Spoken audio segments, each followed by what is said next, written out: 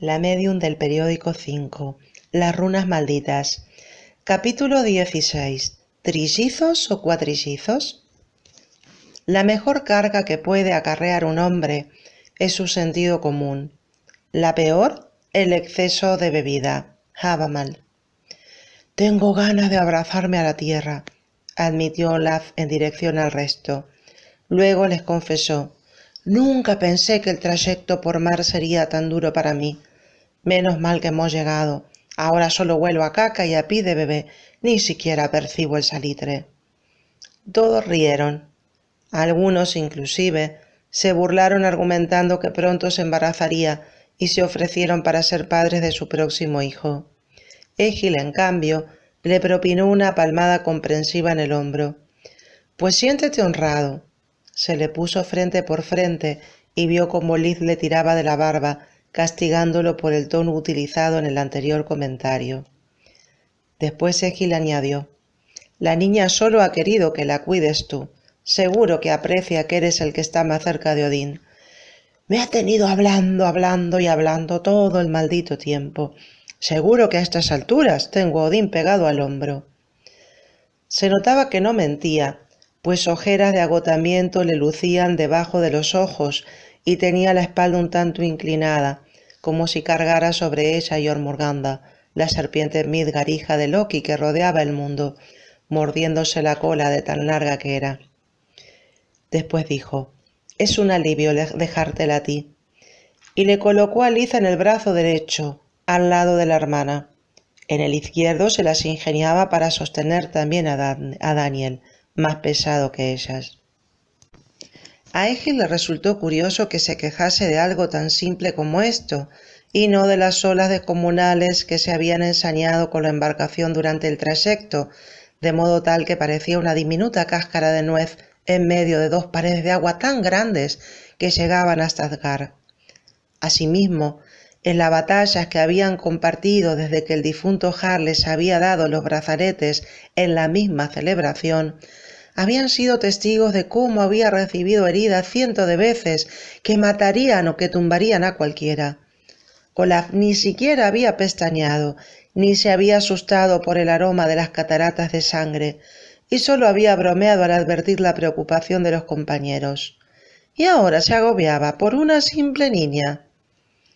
Se giró para curiosear y casi larga una carcajada al constatar que le hacía adiós a la pequeña con los ojos anegados en lágrimas. Era increíble. Al fin le había encontrado una debilidad al berserker gigantón. Seguro que protestaba porque sabía que la iba a extrañar.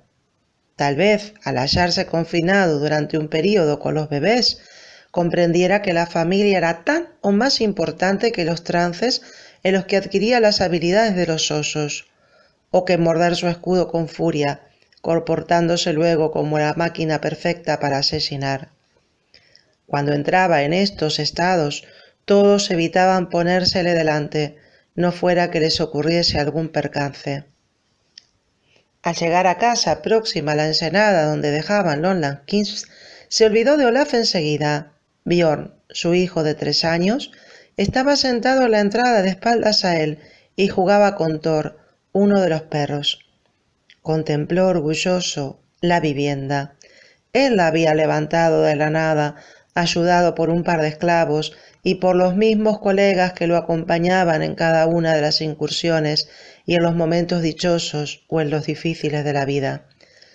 Para la estructura principal había talado frondosos robles, mientras que para las vigas y el entablado de los muros habían cortado algunos avellanos y unos cuantos sauces. Ni él se había demostrado la pericia al revestir las paredes con madera tejida, arcilla, estiércol y un poco de la misma fórmula secreta que utilizaba al construir sus excelentes barcos. La impermeabilización era inexpugnable, por allí no entraba el agua ni la humedad. Esto, unido a los cimientos de piedra, el suelo de sauce y las tejas de madera de abedul, determinaba que durante el cruel invierno pudiesen estar calientes y secos. «¿No vas a saludarnos?» El pequeño seguía tan inmerso en los juegos con el cachorro que no era consciente de la presencia de los 4. «¡Papá!», gritó el niño corriendo hacia él y, Al arribar dando saltitos de alegría, asombrado, le preguntó «¿Quiénes son?» y enfocó la vista en Helen, como si la niña lo fascinara. «Soy Helen», le comentó ella enseguida, llevándose la mano al pecho con el mismo grado de fascinación. A continuación lo interrogó. «¿Y tú?» Lo apuntó con el dedo índice. «Björn», le respondió él, comprendiendo instintivamente que le preguntaba. «Cuida muy bien a estos niños, Thor te ayudará», le encargó Egil depositando los trillizos con mucho cuidado sobre el suelo. Después agregó, «Son hijos de los dioses y hablan el idioma que se usa en Asgard. Aprovecha para enseñarles danés y que nos entiendan». Después de pronunciar estas palabras, reflexionó que los críos se las habían ingeniado de maravilla para que 30 hombres estuviesen pendientes de sus necesidades durante la travesía. Accedió a la casa, impaciente por reunirse con Astrid. Antes que nada, para que no lo riñese, dejó el abrigo y las armas en su sitio de la entrada, al lado de las herramientas.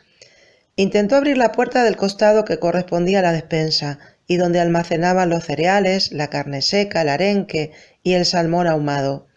Pero se hallaba cerrada con llave, señal de que allí no se encontraba su esposa. Dejó el vestíbulo atrás y continuó avanzando. Analizó el revestimiento de madera y comprobó que lucía un tapiz que despedía olor a nuevo y que se hallaba decorado con imágenes de labriegos trabajando la tierra. El corazón se le colmó de alegría, anhelaba retomar las tareas del campo. Los amplios bancos estaban vacíos, al igual que un par de telares que había allí. Normalmente la sala se hallaba repleta de personas comiendo, jugando al Elfatalf, contando historias o simplemente dormitando, pero esta noche tendrían que ir a cenar a lo del Harald para presentarle a los bebés.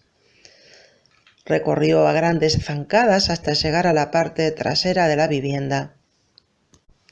Constató que Astrid tampoco se hallaba en el almacén donde se acumulaban los tanques con quesos, con mantequilla y con los alimentos conservados en suero. Volvió sobre los pasos y abrió la puerta del único sitio en el que no esperaba encontrarla, el dormitorio. Y sin embargo, allí estaba, tumbada sobre el lecho. «Mi amor», y se tiró al lado de ella con cara de preocupación. «¿Estás bien? Resulta extraño verte descansando en lugar de trabajando». «Estoy muy mareada». La voz era tan débil como el gorjeo de un gorrión recién nacido. Efectuó una pausa prolongada, pero antes de que Egil le pudiese exponer los temores acerca de su salud, añadió, «Vuelvo a estar embarazada». «¡Qué alegría! Los dioses nos premian», gritó, abrazándola con delicadeza, mientras le contaba cómo habían encontrado los trillizos, lo que ellos significaban y las maravillas que les habían visto hacer. Mientras tanto, fuera de la casa, Liv le daba a Björn un beso en la mejilla y, fascinada, exclamaba, «¡Guapo! No, guapo no, es mío». Y Helen empujó a la hermana como si hubiese cometido un sacrilegio. «¡Guapo!», se desconcertó Daniel, sintiéndolo como una traición. «¡Guapo yo!». En realidad no entendía que un tercero ajeno a ellos pudiese causar una desavenencia entre los tres, pues siempre se habían comportado como si fueran uno. «Tu hermano», le aclaró Helen, negando con la cabeza. «El mío». Y lo abrazó y lo besó en cada mejilla varias veces para marcar el territorio. En tanto Björn parecía encantado con las atenciones de la niña. «Me aburro», chilló Daniel, acostumbrado a ser el centro de atención y al que le molestaba profundamente que un extraño le robase el protagonismo. Así que imitó al otro niño. Dejó de gatear, se levantó y dio un pequeño paso, luego otro, poniendo toda la fuerza de voluntad y la mayor concentración en evitar la caída. Y lo logró. Dio un diminuto giro para observar las caras de orgullo de Liz y de Helen, manteniendo el equilibrio a duras penas. Solo para comprobar con horror que no se habían enterado, pues el niño desconocido les absorbía las miradas. «Bobas», las insultó, pero ni así hizo mella en las niñas. De modo que, decepcionado, se alejó caminando pegado a la vivienda. Pronto se olvidó de la deslealtad de las hermanas, porque le llamó la atención que la extensa casa estuviese sostenida por robles. O quizás se trataba de una casa árbol que, en lugar de estar hecha por personas, plantaban una semilla y ésta crecía regándola. Su mamá les había leído muchas veces el cuento Juanitos y las habichuelas mágicas, y tenía muchas similitudes con lo que ahora veía.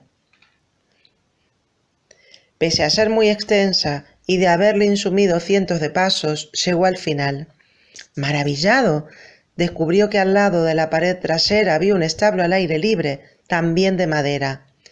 Los caballos que se resguardaban en él parecían hostiles, pero se tranquilizaron cuando se les fue acercando. —¿Caballos buenos? les preguntó, dando saltitos de alegría y olvidándose de que era la primera ocasión en la que conseguía caminar como los mayores. Por este motivo se cayó sobre el trasero. Le dolió bastante porque la tela que le habían colocado no lo protegía tanto como el pañal. Decidió ser valiente a pesar de las molestias. Sospechaba que en su lugar Björn también lo sería y no deseaba ser menos que su rival. Se paró con gran esfuerzo apoyando las manitas en la tierra y muy pronto estaba erguido otra vez. A continuación se cogió de la valla y les volvió a preguntar: —¿Caballos buenos? Los equinos, que en ningún momento habían despegado la vista del niño, se pararon en dos patas felices y luego se le acercaron de uno en uno para ponerle la nariz sobre la cabeza y olfatearlo como si fuesen perrillos. —¡Voy! —les anunció, contento de que alguien le hiciese caso. Se agachó con cuidado y pasó entre los barrotes horizontales, medio gateando y medio caminando. No sentía temor alguno por estar rodeado de más de 10 potros que, si lo deseaban, podían hacerlo trizas con los afilados cascos. Desde el primer instante amó la textura suave y gruesa de los cortos pelajes, las crines de distintos colores que les crecían en los cuellos y que daban la impresión de que utilizaban pelucas. Cuando las movían para saludarlo llegaba hasta él un aroma peculiar, mezcla de hierba y de animal, que le encantó, al igual que la inteligencia que leía en los ojillos que lo enfocaban con curiosidad. Los equinos ignoraban a qué especie pertenecía Daniel, aunque sí se atrevían a asegurar que no se hallaban frente a un humano. El niño, asimismo, pensaba que en nada se parecían a Ofelia, la perra mastín que vivía en la mansión de mamá y de papá Nathan y que corría siempre con la lengua afuera. Y menos todavía a Sir Alban, el gato fantasma que parecía hecho de aire. Maullaba de un lado a otro y solo podían verlo ellos tres, la abuela Helen y Daniel. Se asustó, eso sí, cuando escuchó el grito de espanto de Gil. —¡Sal inmediatamente de ahí! ¡No puedes estar con los potros de batalla! ¡Te van a matar! Y los caballos, alarmados, hicieron una circunferencia alrededor del pequeño para protegerlo, igual que días antes las focas. Esa noche Egil, todavía pasmado, contaba a viva voz las hazañas de Daniel en la enorme sala del Jarl Harald. El hijo del viento frotaba sobre el suelo, ya no gateaba, y mis propios caballos de guerra se le rindieron como corderillos, prosternándose ante él. Exageraba, concentrando la atención general. Luego exclamaba: —Y hasta mis propios potros me querían atacar, protegiéndolo. Las caras se les habían transformado y eran iguales de malvadas que la del lobo Fenrir, el hijo de Loki. Y lo señaló. Los trillizos se hallaban sobre el suelo jugando con Björn, sin entender lo que él decía en el extraño lenguaje. Poco después, cuando dejaron de analizarlos, Eira, la icona, aprovechó para caminar hasta los bebés y agacharse al lado de ellos. —Vosotros y yo sabemos perfectamente quiénes sois —pronunció en un inglés impecable con acento británico, en tanto abrazaba a los 3 niños.